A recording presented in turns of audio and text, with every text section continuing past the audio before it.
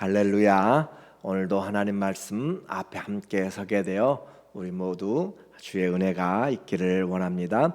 하나님 말씀 시편 88편 1절입니다. 여호와 내 구원의 하나님이여, 내가 주야로 주 앞에서 부르짖어 싸우니 나의 기도가 주 앞에 이르게 하시며 나의 부르짖음에 주의 귀를 기울여 주소서. 아멘. 오늘은 삶의 노래 92번째로 죽음의 문턱에서라는 주제로 말씀을 같이 나누도록 하겠습니다. 요즘처럼 재난과 또 위기가 많은 때가 없어요. 전쟁에도 핵무기를 또 위협하고 있고 여러 재난들, 여러 각종의 자연재해들이 많을 때 특별히 쏟아지는 그런 재해를 특별 재난 구역으로 그렇게 선포합니다. 그래서 그 지역 전체를 특별 재난 그런 법이 그것을 지원하도록 그렇게 하는 것이죠. 국가적인 재난의 상황입니다. 그래서 고난도 등급이 있어요. 인생 고난도 다양하고 많이 있지만 그러나 그런 일반적인 그런 고난보다 더 위중한 것은 생사를 넘나드는 그런 고난을 말할 수 있습니다. 그런 고난 절박하고 중한 고난이죠. 오늘 나타나고 있는 이 시편의 88편 이 내용은 바로 그런 중한 고난 가운데 하나가 돼요. 그래서 이것은 고라 자손의 시로 그렇게 되어 있어요. 고라 자손의 시, 곧 에스라인 헤만의 마스길 인도자를 따라 마할란느 안노세 맞춘 노래라는 제목을 달고 있어요.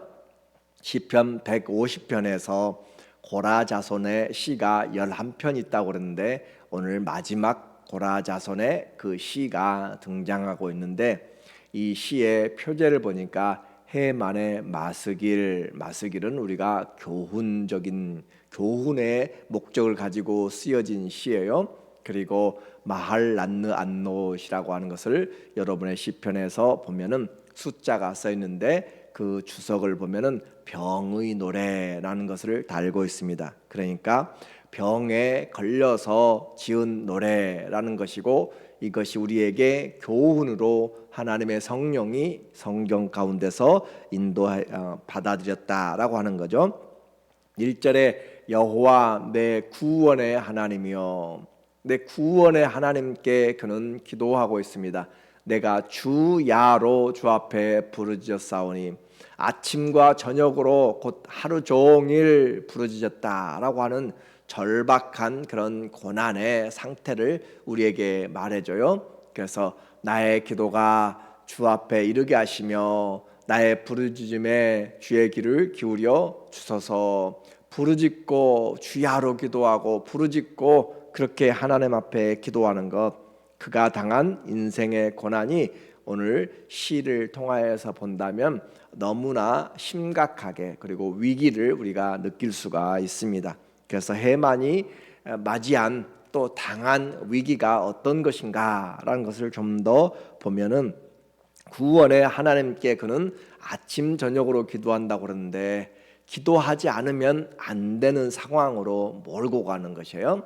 고난이 닥쳐오면 그냥 좀 힘들겠다라고 하는데 고난이 끊이지 않고 지속적으로 나를 둘러싸고 또 나를 힘들게 할 때 정말 생명의 위기가 순간순간 지나가고 있을 때 그때는 기도하지 않을 수 없는 것이에요. 그래서 고난이 우리를 기도하도록 만들어가는 그런 환경이 될 수가 있습니다. 그래서 한나가 분인나의 그런 질투와 또 그를 핍박하고 하는 것 때문에 밥을 먹지 못하고 금식하면서 여호와의 전 실로에 올라가서 그가 기도하면서 금식하면서 하나님 앞에 간절하게 애통하면서 구하였던 것처럼 기도가 우리가 되지 않을 때 하나님은 이런 환경들을 통하여서 기도 가운데로 몰아넣을 때가 있어요. 그러니까 이 주야로 하나님께 기도하는 상황은 하나님이 그를 어떻게 보면 기도 속으로 몰아넣고 불러들이고 있는 것과도 같습니다. 기도하지 않으면 안 될 정도로 밀려들고 있는 그런 정말 심각한 위기. 기도 외에는 다른 것을 할 수가 없어요. 기도밖에는 어떻게 할 수가 없다라는 것이죠. 그래서 밤새 기도하고 간구하기를 주님의 구원에 나를 좀 끼워주세요, 그 말이에요. 주님의 구원의 역사에 내가 좀 들어가게 해주세요, 그렇게 간절히 부르짖고, 그래서 병의 노래, 아무래도 죽을 병에 걸린 것 같습니다. 그래서 그런 중병에서 그가 당한 것인데, 그가 맞이하고 있는 재난을 보니까 3절에 무릇 나의 영혼에는 재난이 가득하며, 우리에게 나타나고 있잖아요. 재난이 가득했다. 이 해만의 인생에서 재난이 가득했다. 우리의 인생에도 수없이 고난 당하는 사람들 많아요.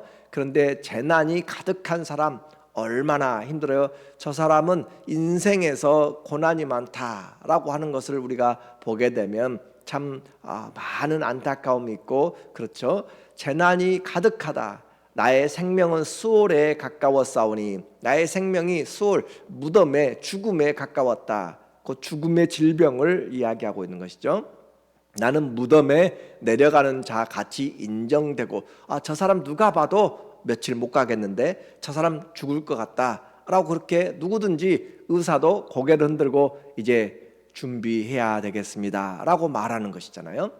나는 무덤에 내려가는 자 같이 인정되어 버렸어요. 더 이상 사람들도 포기해버리고, 나는 그렇게 저 사람은 죽을 사람으로 아예 내버려둔, 손 쓸 수가 없는 인생, 이런 상황이라면 어떻게 하겠는가. 힘없는 용사와 같으며 5절에 죽은 자 중에 던져진 바 되었으며, 이 해만이 오늘 88편에서 쓰고 있는 내용들을 보면은 이 18편까지 해서 거의 15번, 15번 정도를 거의 무덤, 죽음, 두려움, 흑암, 웅덩이, 그런 죽음이라고 하는 던져진 그런 단어들을 쓰고 있어요. 정말 암담한 그런 재난을 우리에게 말해주고 있죠. 죽은 자 중에 던져진 바 되었으며 죽임을 당하여 무덤에 누운 자 같으니다. 무덤에 누운 자 같이 정말 모두가 다 버려놓은, 자기 자신도 움직이지도 못할 정도로 그렇게 되어버리고, 물 한 모금 제대로 마시지 못할 정도로 되어버릴 수 있는 것 같아요. 주께서 그들을 다시 기억하지 아니하시리니 그들은 주의 손에서 끊어진 자니이다. 자기가 이렇게 죽어가면서 나타내는 것이죠. 그런데 더 어려운 것이 있어요. 내 몸이 죽을 병에 걸려서 내 몸에 이런 죽음에 거의 던져졌는데, 이런 상황이 되니까 그 친하던 사람들, 가까웠던 사람들도 다 떠나가게 되는 것을 우리에게 말해요. 관계가 끊어집니다. 내적으로는 중병으로 또 죽음에 내어 던져졌고, 외적으로는 관계적으로 끊어져 버린 것들. 8절에 보면 주께서 내가 아는 자를 내게서 멀리 떠나게 하시고 나를 그들에게 가증한 것이 되게 하셨사오니 나는 갇혀서 나갈 수 없게 되었나이다. 갇혀서 나갈 수가 없다. 혼자서는 나갈 수가 없고, 아니면 따로 병든 곳에 그렇게 방치되어 있는지도 모르겠습니다. 긴 병에 효자 없다고 그랬고, 또 중한 병에 친구도 다 사라진다고 그랬습니다. 아파 보면 우리 모두가 다 느끼게 되는 그런 외로움이죠. 아프지 않을 때는 몰랐어요. 얼마나 감사했는지 우리는 알지 못했어요. 이렇게 아파 보니까 상실감이 있고 외로움이 있고 고독함이 밀려들게 됩니다. 절망이 다가오는 거예요. 그래서 이 88편은 초대교회와 중세교회에서 그리스도의 고난의 밤에 기도로 불러졌던 시입니다. 그만큼 절박하고 그만큼 버려진 그런 내용이에요. 외롭고 지치고 고독한 인생, 그럼에도 불구하고 하나님은 우리를 고아와 같이 버려두지 아니한다라고 하는 사실이 우리에게는 위로가 되고 힘이 되는 거죠. 거의 죽은 자가 되어버린 이 사람, 그래서 해만이 맞이한 위기를 보았습니다. 그러한 가운데 해만의 그 신앙은 어떻게 그가 기도하고 있는가? 큰 고독과 죽음의 직면에서 오늘 기도하고 있으면서 구원의 하나님께 정말 밤낮 쉬지 않고 기도하고 또 기도합니다. 9절에 보니까 곤란으로 말미암아 내 눈이 쇠하였나이다. 이미 1절에 시작하면서 내가 주야로 부르짖고 또 부르짖어서 기도한다고 그랬어요. 그러면서 곤란으로 말미암아서 내 눈이 쇠하였나이다. 사람들이 병이 얼마나 중병인지 또 상태가 얼마나 심각한지 볼 때 의사들이 눈을 보게 돼요. 눈은 영혼의 창이라고도 표현하잖아요. 눈에 그 소망이 없으면 그것이 우리에게 생명의 마지막이 되는 것처럼 그 눈이 쇠하였습니다. 여호와여, 내가 매일 주를 부르며 주를 향하여 나의 두 손을 들었나이다. 매일 주님을 부른다. 아프고 죽음에 내어 던져진 자가 밤낮으로 또 매일 주님 앞에 부르짖는 기도, 그것이 믿음의 모습인 것이죠. 주께서 죽은 자에게 기이한 일을 보이시겠나이까?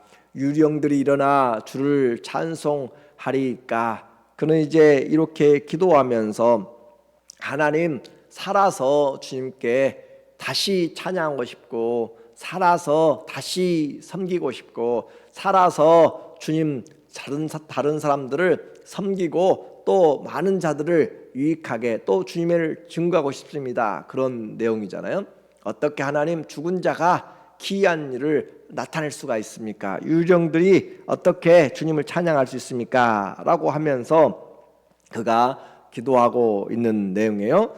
그래서 주님 앞에 이 생명이 얼마나 귀한지, 이 땅에서의 생명이 끝나면 더 이상 주의 인자와 긍휼하심과 성실하심을 증거할 사람이 없습니다. 11절에 그는 죽음의 위기를 이야기해요. 주의 인자하심을 무덤에서, 주의 성실하심을 멸망 중에서 선포할 수 있으리까? 흑암 중에서 주의 기적과 이즘의 땅에서 주의 공의를 알 수 있으리까? 죽으면 모든 것이 덮여져 버리고 끝나버리는데 그곳에서 내가 찬송했습니까? 이렇게 이야기하고 있는 것은 구약 시대에는 부활에 대한 그 개념과 부활에 대한 신앙이 우리가 신약에 가지고 있는 것 같이 그렇게 정확하거나 분명하지 않기 때문에 그런 부분이 있습니다. 그래서 죽은 자는 더 이상 아무것도 주님께 대하여서 할 수가 없다라고 하는 것이죠. 그래서 하나님 앞에 기도하면서 여호와여, 오직 내가 주께 부르짖었사오니 아침에 나의 기도가 주의 앞에 이르리이다. 이 사람의 기도, 주야로 기도하고 또 계속 기도하고 또 아침에 내가 주 앞에 기도합니다 라고 하는 것, 오늘 우리에게 기도가 얼마나 중요한지, 위중한 가운데서도 기도할 수 있다는 것, 매일 변하지 않아요. 그럼에도 불구하고 주의 인자와 긍휼이 있다는 사실을 깨달으면서 오늘 우리는 다시 기도하는 것이죠.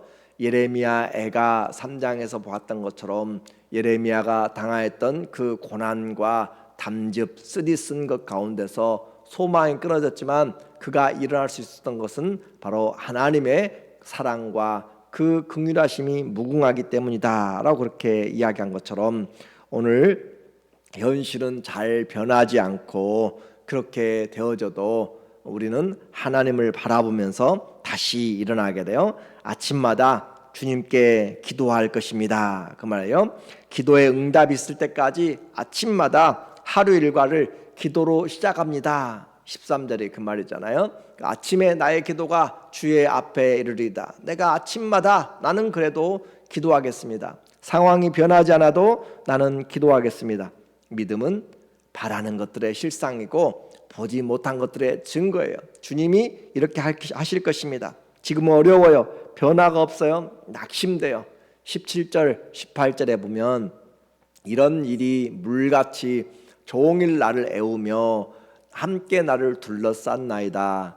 주는 내게서 사랑하는 자와 친구를 멀리 떠나게 하시며 내가 아는 자를 흑암에 두셨나이다. 내가 아는 자를 흑암에 두셨다. 그 말은 더 정확한 표현은 내 친구는 흑암뿐입니다. 그렇게 번역하고 있어요. 내가 아는 친구, 남은 친구는 오직 어둠뿐입니다. 그러나 우리에게는 하나님이 계시다라고 하는 거죠. 성경에서 또 특별히 시편에서 하나님 앞에 고난당하는 수많은 기도가 있습니다. 그런데 그 모든 기도들 가운데 대부분이 고난 중에서도 하나님 그래도 내가 소망합니다. 하나님 기도합니다. 찬양하겠습니다. 간증하겠습니다. 라는 식으로 그렇게 대부분이 소망을 가지고 기도를 마치는데 이 고라자선의 기도는 그 소망이 보이지 않고 끝나고 있어요. 그만큼 그가 당한 고난이 절박하다. 그런데도 불구하고 이것을 우리에게 교훈의 시로 마스길로 우리에게 들려주고 성경이 있는 것은 그만큼 어려운 상황 가운데에 있을지라도 기도하는 그 가운데 하나님이 지켜보고 있다라고 하는 것을 알려주는 것이죠. 그래서 해만이 고난 중에서 우리에게 어떤 어려움, 어떤 고난이 닥쳐도 하나님께 기도를 포기하면 안 된다라고 하는 것이고, 오히려 주님 앞에 주야로 부르짖고 또 부르짖고 아침마다 기회를 틈타서 주님 그러할지라도 나는 아침에 기도하면서 시작하겠습니다. 그런 마음으로 구원의 하나님 앞에 나가는 모습이에요. 이것이 신앙의 교훈이고 삶의 간증입니다. 기도하면서 여는 아침, 기도하면서 대하는 사건은 절대 헛되지 않습니다. 우리가 비록 어려움을 만나도 기도 중에 있다면 그것은 하나님의 선한 손길로 간다는 사실을 믿어야 되는 것이에요. 기도를 많이 했는데 자녀가 그 원하는 일들을 잘 하지 못했든지 우리의 사업이 잘 되지 않았든지 무슨 일이 있을지라도 기도하고 있는 가운데 진행되고 있다면 우리는 하나님께 맡기고 끝까지 선하심을 바라보면서 오히려 주의 일하실 것을 감사하고 찬양할 수 있어요. 왜 그래요? 예레미야가 3장 22절에 우리가 본 것처럼 여호와의 인자와 긍휼이 무궁하심으로, 하나님의 헤세드 그 사랑 인자가 끝이 없다 무궁하심으로, 또 긍휼이 무궁하심으로 불쌍히 여기시는 그 하나님의 마음이 돌아서 우리에게 무궁하기 때문에 우리가 진멸되지 아니합니다. 상황을 보면 답답하고 상황을 보면 다 죽음에 던짐받았고 상황을 보면 낙심케 되고 외롭고 고독하고 쓸쓸하고 그래요. 그런데 그 모든 것 위에 계시고 이것들을 인도하시고 또 해결해 나갈 수 있는 그 주권자인 하나님을 바라보면 특별히 그분의 성품 인자와 긍휼하심과 성실하심을 보면 우리에게는 소망이 있습니다. 이것이 아침마다 새로우니 이 아침도 하나님이 창조하신 새 아침이고, 그리고 하나님께서 아침마다 새롭게 그 인자를 헤세드를 베푸신다는 것이고 긍휼을 베푼다는 것이죠. 왜냐하면 주의 성실하심이 크기 때문에, 주의 성실하심 충성된 성실이죠. 그것이 크기 때문에 하나님이 너는 지명하여 불러낸, 너는 내 것이라, 내가 너를 지명하여 불렀나니 넌 내 것이라 하신 그 하나님의 말씀 때문에, 그래서 우리는 구원의 주, 생명의 주를 끝까지 바라보면서 주의 구원을 바라봅니다. 믿음은 하나님이 계신 것과 그가 자기를 찾는 자에게 상 주시는 이심을 믿어야 할지니라. 끝까지 죽음의 문턱에 있을지라도 끝까지 하나님을 향하여서 오늘 아침도 주님이 새 일을 행하실 것을 보면서 기도로 시작하고 기도로 우리의 믿음의 삶의 흔적들을 남기시기를 예수님의 이름으로 간절히 축원합니다. 아멘. 기도하겠습니다.